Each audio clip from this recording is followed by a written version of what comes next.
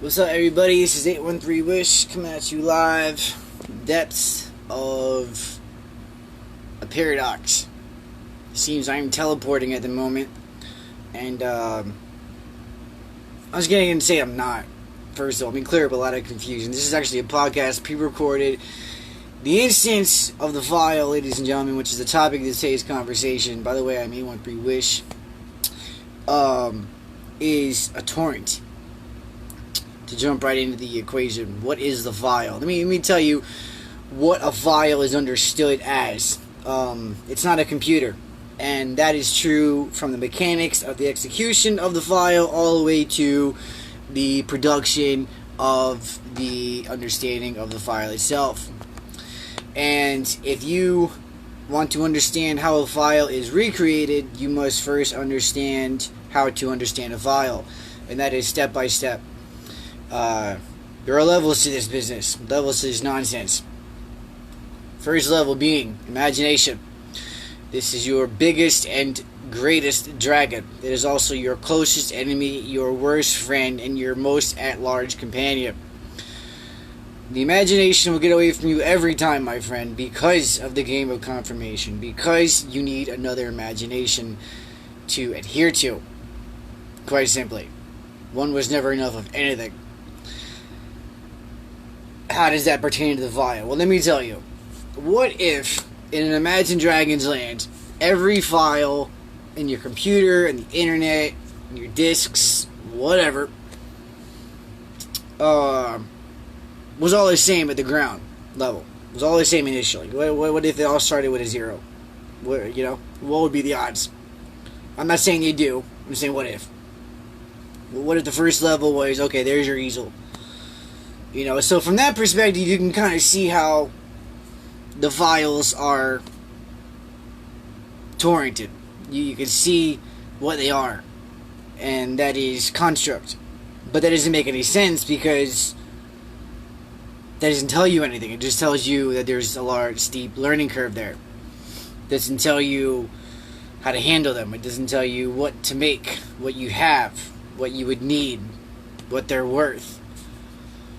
So you come to the second level, which is, what is the easel? What does the file do? Let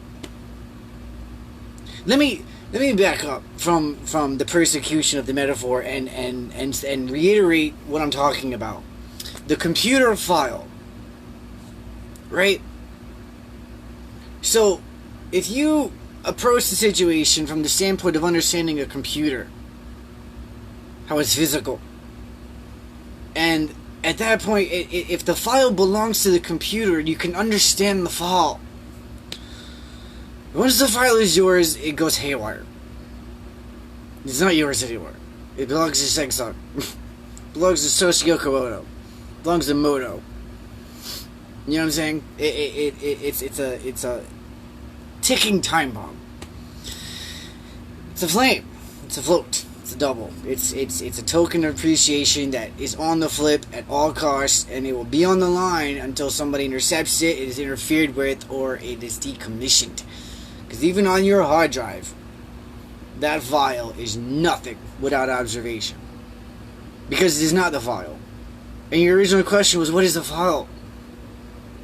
What I'm trying to tell you is nothing. You see? Until you look at it. Until you take the blue or red laser from a CD-ROM and direct it towards that location sector on that platter. It is just divots. Lower one for a 0. Nothing there for a low-level format. You know what I'm saying? So, the pursuit of the first and second level. The easel. What is the easel for? Yes or no? The easel. What is the easel? It's yes. What is the easel for? Do we know about it? Absolutely not. But imagine all the preparation that it would take to encompass that situation. So that's kind of the background and why computer productivity is so involving. Because it is a cat's cradle of the pursuit of happiness. It is the system cradle system of mayhem.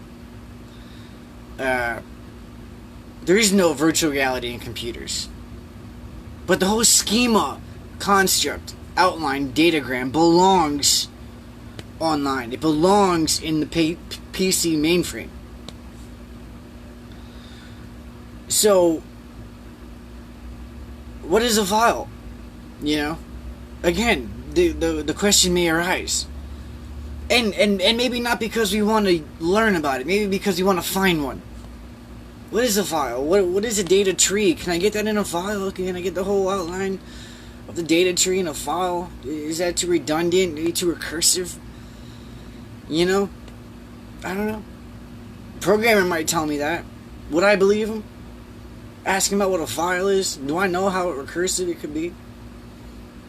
How redundant the programmer is going to tell me it is. I'm going to be like, alright, well, that's too much redundancy. And he went, well, no, it's still a good amount. You want to take it. Or whatever. You know what I'm saying?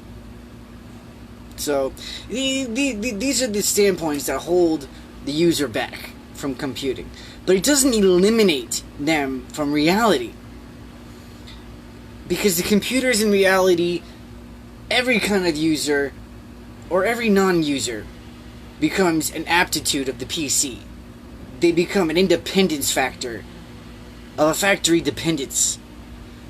Another symbiotic relationship.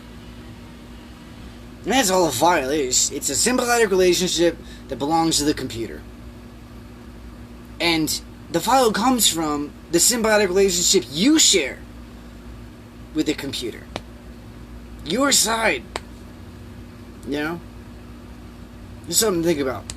I want everybody to go ahead and use the Paint program more, I think. I think the Paint program on Windows is extremely powerful.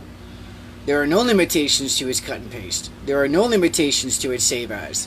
There are no limitations to its opening. Even if it's a bad file, it will still give you a bunch of gibberish. That's something. You don't get that very often in every application. Anyway, this has been 813-WISH. By the way, you know what? Never mind. I'm going to save that for later. I was going to tell you what my full tag name is, but no, you probably figure it out. Anyway, it's been 813-WISH. Shake someone's hand, plant a tree, help someone cross the road, give someone $1. I swear. I want everyone to have a good day. Peace.